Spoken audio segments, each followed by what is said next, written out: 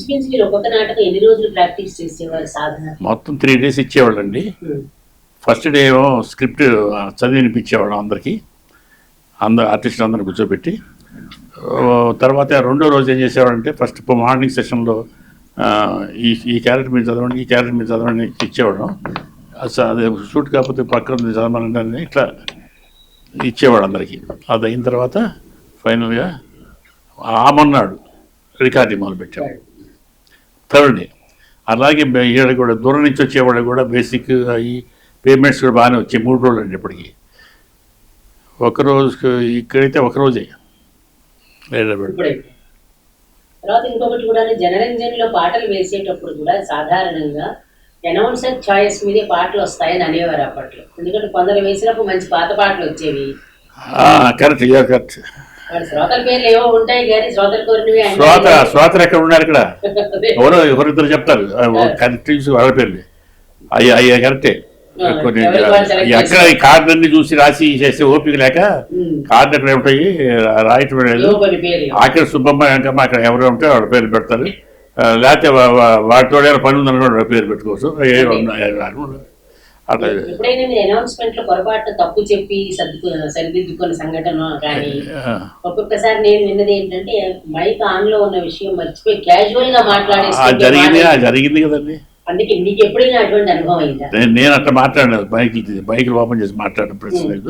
తెలియకుండా కావాలని తెలియకుండా కూడా మాట్లాడలేదు. ఇప్పుడు చెప్తారు ఎవరైనా నేను అట్లా మాట్లాడలేదు ఎప్పుడు.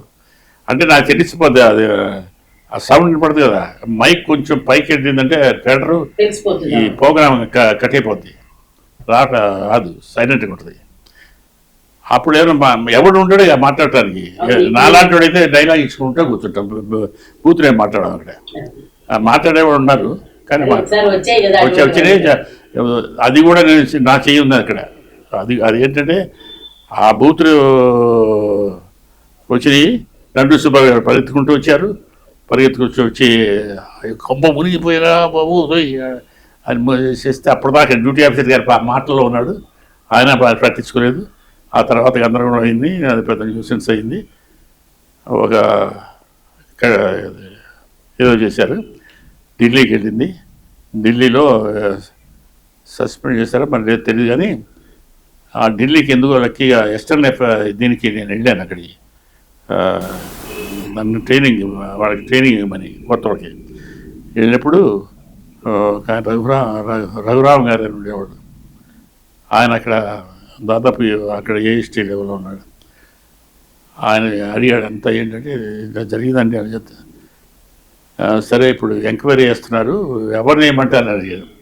పాపం ఏదో అది ఎప్పుడు అంతేలేండి పోనీ వదిలేని అంటే కదా ఎంక్వైరీ వస్తారా ఎవరిని ఏమంటాడు. ఎవరంటే వివి శాస్త్రి పెట్టండి అన్న. వివి శాస్త్రి అయితే వాళ్ళ క్లోజు. వివి శాస్త్రి గారిని వేసాడు. ఆయన వచ్చాడు, నాకు చివరి పెట్టాడు, వేడి తీసి పరిస్థితి ఒక ఇంక్రిమెంట్ వచ్చేసాడు. కానీ తప్ప చాలా ఆయన మాటలు చెప్పాలంటే ఇంకా ఎందుకు బై మిస్టేక్ జరిగి ఉంటాయి. రికార్డ్స్ ఒకటి 2 పెట్టుకుంటాం రికార్డ్స్. ఇప్పుడు గంటసాల చూసిన పాడినాను కదా అదే ఇది ఇందొక్కి అనుకోండి. ఇది కూడా ఇది ఇట్లా అని సెకండ్ ఇది వస్తుంది. అప్పుడు పొరపాటు ఎత్తుకోండి మధ్యన ఆపేది లేదు. ఇంతవరకు మీరు విన్న పాట పలానా వాళ్ళు పాడారు. ఇప్పుడు ఇప్పుడు దగ్గర ఒక తమాషా ఇప్పుడు పాడింటారు. అట్లా మాట్లాడే సమయస్ఫూర్తి తప్పనిసరిగా ఉండాలి. సమయస్ఫూర్తి. మీకు వాయిస్ మాడ్యులేషన్ ట్రైనింగ్ అదేనా ఉంటుందని మీకు మీరే మీ వాయిస్ కల్చర్ పెట్టుకుంటారా? ఇప్పుడు నాకు ఎవరు ట్రైనింగ్ ఇచ్చింది లేదు. మీరంటే నేను అనేది మీ ఇండివిజువల్గా కాదు, అనౌన్సర్స్ కి. ఎందుకంటే ప్రతి అనౌన్సర్స్ ట్రైనింగ్ అని పెడతారు కదా, స్టాఫ్ పెడతారు, పంపిస్తారు. కానీ అక్కడ సూది అంతా అక్కడ ఏముండదు. మా ఇంటికి సాయంత్రం రండి భోజనాలు కానీ ఉంటాడు. సాయంత్రం ఏ రూమ్లో ఉన్నారు సార్ మీరు, ఎవరన్నా మంచివాడు ఉన్నాడు అనుకోండి, ఎక్కడ సార్ ఏ రూమ్లో దిగారని ఒకడు వస్తాడు. ఎందుకు అసిస్టెంట్ స్టేషన్ దగ్గర తీసుకెళ్ళడానికి అక్కడికి పరిచయం చేస్తారు. సార్ మీకు ఏఎస్టీ గారు వస్తారు, అట్టాడు సెంటర్ పాయింట్ పెట్టుకుంటారు. అట్టాడు వాళ్ళు ఉన్నారు, ఇట్టాడు ఉన్నారు, ఇక్కడైనా ఉంటారండి, ఎక్కడైనా ఉంటారు.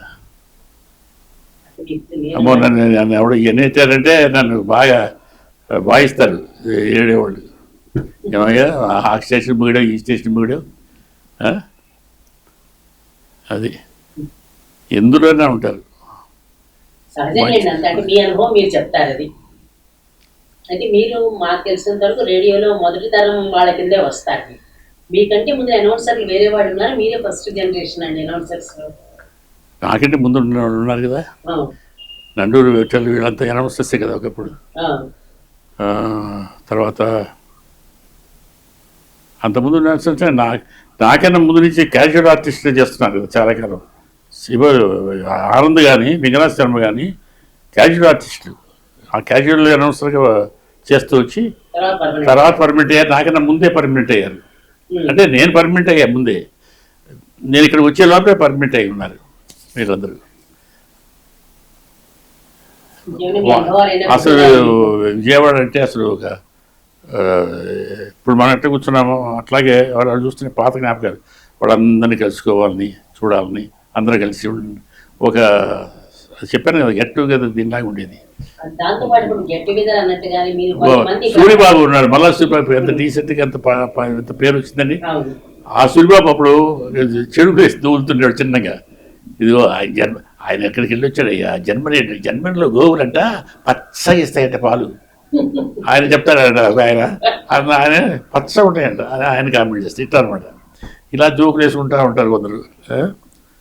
అప్పుడు ఏం పని లేదా అంటే వస్తారు శ్రీనివాస్ గారు. ఏం పని లేదా అంటే, శ్రీనివాస్ గారు ఎంత మంచివాడు అంటే మా సిగరెట్ తాగుతున్నాను అనుకోండి, తాగుతూ ఆయన చూడగానే వెనక్కి చేయి పెట్టుకున్నాం అనుకో, సిగరెట్ ఎందుకు వేస్ట్ చేస్తావు అది, తాగి అక్కడ పోయి తాగి అంటాడు. లేదు ఆయన అంటాడు. తర్వాత మీకు ఆకాశవాణికి చాలా మంది రాజకీయ నాయకులు కానీ, సినిమాకి సంబంధించిన వాళ్ళు కానీ, చాలా రేర్గా ఉండే పర్సనాలిటీస్ కొందరు వస్తారు, సంగీతానికి సంబంధించిన వాళ్ళు కానీ. అలా మీరు చూసిన ప్రముఖులు చెప్పండి. మనకి మన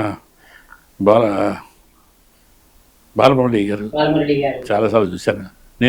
నేను విధి పాత్రలు చేస్తాను, ఎక్కువ విధి పాత్రలు చేశాను. నేను విధి పాత్రలు చేస్తున్నప్పుడు అక్కడ లైవ్ రికార్డింగ్ జరుగుతుండేది. తర్వాత ఇంకా వేణుగానం చేసేవాడు ఉన్నారు, ఎవరెవరు పెద్ద పేరు ఉన్నాడు. రమణి కాదు, మా మగవాళ్ళే, ఆయన కూడా కాదు, ఎవరో తమిళ సంబంధం వాళ్ళంతా, వాళ్ళందరూ వేణు. తర్వాత ఈయన వచ్చేవాడు చిట్టిబాబు, వేణు చిట్టిబాబు వచ్చేవాడు. పొలిటీషియన్స్ ఎవరు వచ్చారు బాగా పాపులర్గా మీరు చూసిన వాళ్ళు, అంతే మీ టైంలో మీరు చూసిన వాళ్ళు? వెంకయ్యనాయుడు వచ్చాడు. తర్వాత ఆమె ఎవరు, ఒకసారి ప్రధానమంత్రులు కూడా వచ్చేవారేమో కదా. ప్రధానమంత్రి అక్కడికి నేను హైదరాబాద్లో ఉన్నప్పుడు ఏమొచ్చింది, మన ఇందిరాగాంధీ వచ్చింది. ఇంకెవరు ప్రధాని రాలేదు. ఇంపార్టెంట్గా వచ్చింది వాళ్ళు. ఇప్పుడు ఒకప్పుడు నిజంగా భువన విజయం లాగా, లేదంటే మన రకరకాల పేర్లు పెట్టుకునేంత సౌభాగ్యంగా వెలిసింది ఆకాశవాణి. వాళ్ళు బోసిపోయింది పూర్తిగా. మీకు ఎట్లా అనిపిస్తుంది? ఎందుకంటే మీకున్న డిమాండ్ మీకు తెలుసు. మీరు ఏ ప్రోగ్రాంకు బయట వాళ్ళు పిలిచినా కళ్ళకద్దుకుని మరీ వచ్చేవారు. ఆకాశవాణిలో మాట్లాడడం అంటే అసలు గ్రేట్. బాలానందం అందుకు నాకు అంతే కదా. నేను కూడా ఈ సినిమాల కన్నా రేడియో బెటరు. రేడియోలో ఒక సినిమాకి ఎంత పేరు ఉందో దీనికి ఎంత పేరు ఉంది. ఆ రోజుల్లో నాటకాల తర్వాత, స్టేజ్ నాటకాల తర్వాత రేడియో తర్వాత టీవీలు వచ్చినాయి. టీవీలు తర్వాత వచ్చినాయి. అప్పుడు అంతా మహామహాలు అంతా పోయారండి, మళ్ళీ రాదు అట్లడి. తర్వాత ఏమో ఒకరు రిటైర్ అయిపోతే మా ప్లేస్ మళ్ళీ పూడ్చడం లేదు. వాడు వచ్చేసి మీ ఉన్నోడిని ఎలా కొడతాడు, ఇవన్నీ ఉన్నాయి.